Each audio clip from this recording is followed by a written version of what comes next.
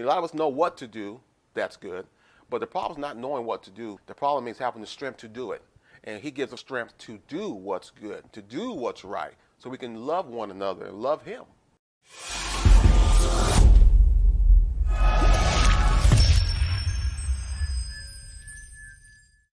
Hey, welcome back, TPO family. Today we're going to talk about making peace with God, or in other words, salvation. If you're new to this channel, my name is TP Laurence, and here we talk about what I call the P's of life, and that is focusing on universal principles, perspective, and purpose, because these things will help us get through the peaks, the pits, and the plateaus of this life. So we hope and pray you hear something today that will make you and your life just a little bit better, because we want you to live well through the TPL. Okay, so what does it mean to make peace with God? And why is that important? Okay, we all know when things aren't right spiritually.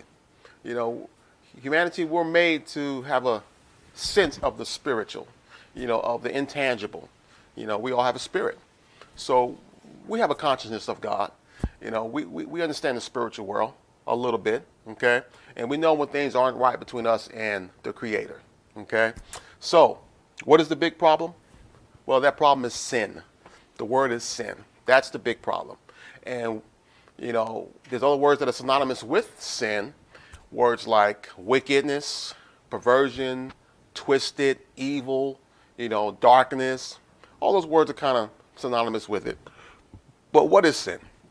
Sin is a spiritual human condition, which means to miss the mark of righteousness, doing right by God, okay?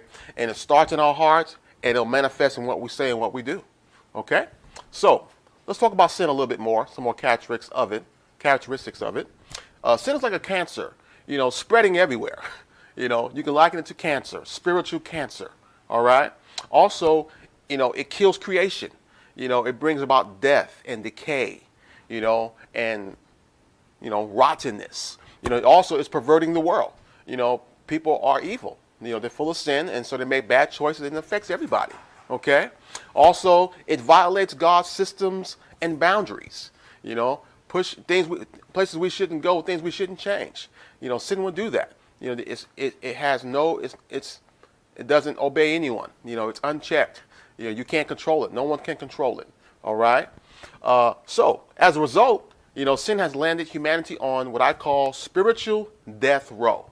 So we're all sitting there needing a miracle, a savior, or a proxy. Someone who can take our place, our judgment, and we can go free. Okay? If that's even possible. But it is. All right? So, God is not directly at fault for sin, because he gave mankind free will. And mankind took free will and chose to do whatever they wanted to do. Okay? So God's not at fault directly. But you can say he's at fault indirectly, because again, he did give man free will. So as any good earthly father would, who loves his children, he would do something to help his children. If his children did any damage, caused any problems, he would try to make that good. If he had to pay money, make restitution some kind of way, he would do that. And so if our earthly father would do that, surely our heavenly father would do that. And God did do that. He did make it right. And how did he do that? Well, he sent Jesus Christ, okay, or himself, okay? That's who it was, manifested in the flesh or incarnated. And why did he do that?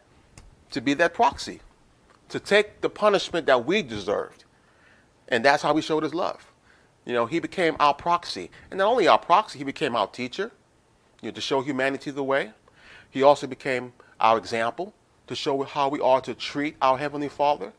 If you read his story, you see how he always, praised and gave glory to the Heavenly Father, okay? He did that as our example. A lot of people don't understand that, but he was our example. Also, he is our help. He will help us hit the mark of righteousness, okay? So we all need Jesus Christ. We all do. Because we don't have, a lot of us know what to do. That's good. But the problem is not knowing what to do good. The problem is having the strength to do it. And he gives us the strength to do what's good, to do what's right, so we can love one another and love him, okay? So that's important. So God did make a way. Okay. So a lot of people don't like religion.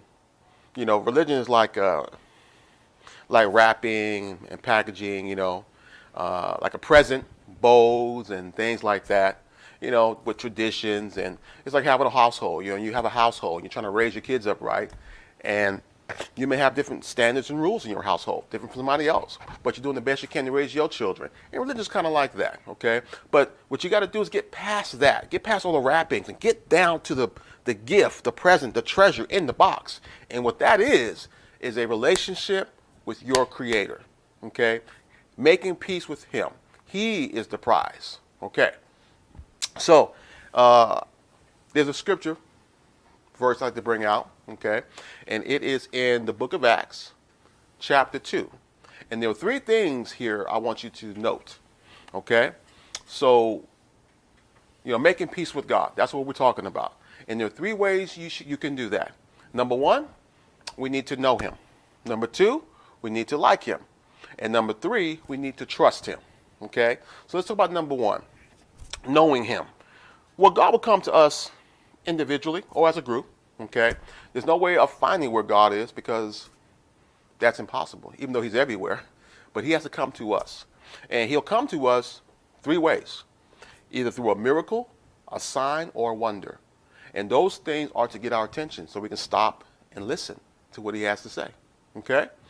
Also, once we start to listen, then we can go to the next step, and that is get to know Him. Get to know Him so you can like Him. Like Him is the next step. Like Him. So when you like Him, then you learn about His love and His compassion and what He did for you, how He became your proxy, and all He wants to do is bless you and give you good things, but you have to taste the samples. He gives out free samples of blessings and things like that. But samples doesn't mean you bought the whole thing. It just means that you taste it and it was good, and now you want the whole thing. Or you may taste it and say, I don't like that, or I'm not willing to pay that price for it, and you walk away. And people do that all the time. But He's giving out free samples, okay? But He wants you to like Him.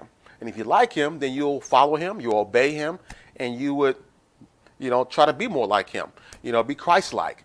So to obey Him initially, we need to repent, turn from our own will, turn to Him, be baptized in the name of Jesus Christ for the washing away of our sins, for the canceling of that debt of sin. Okay, that's vitally important. And then be filled with His Spirit.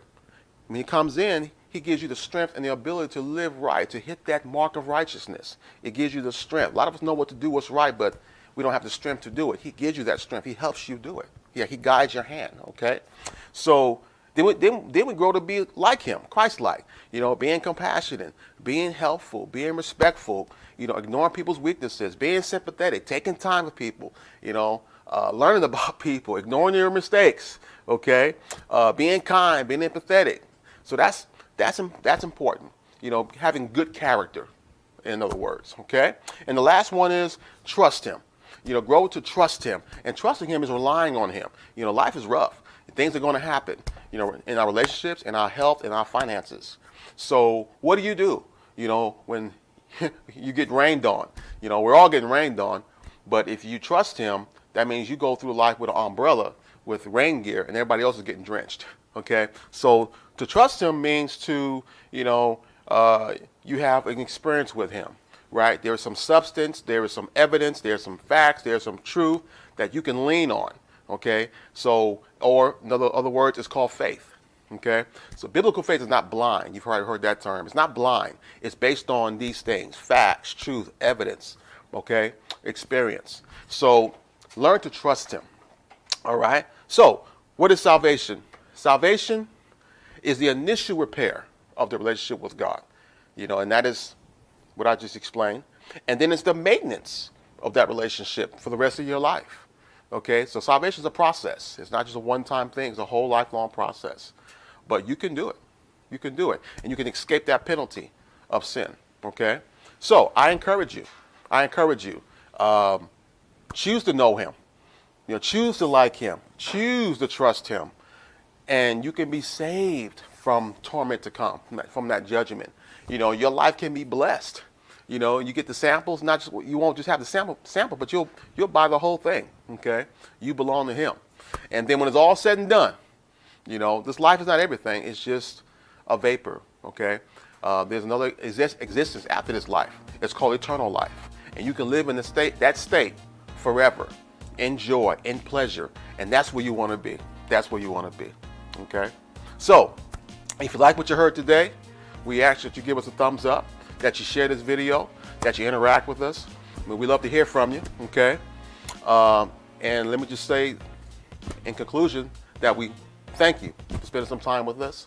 This is an important subject, and we hope that all people would hear it. This message is for everybody. This is what Christmas is about. This is what Easter is about, okay? This beautiful message. So we thank you for spending some time with us. We love you, we appreciate you, and may God bless you. And until we meet again, remember, live well through TPL.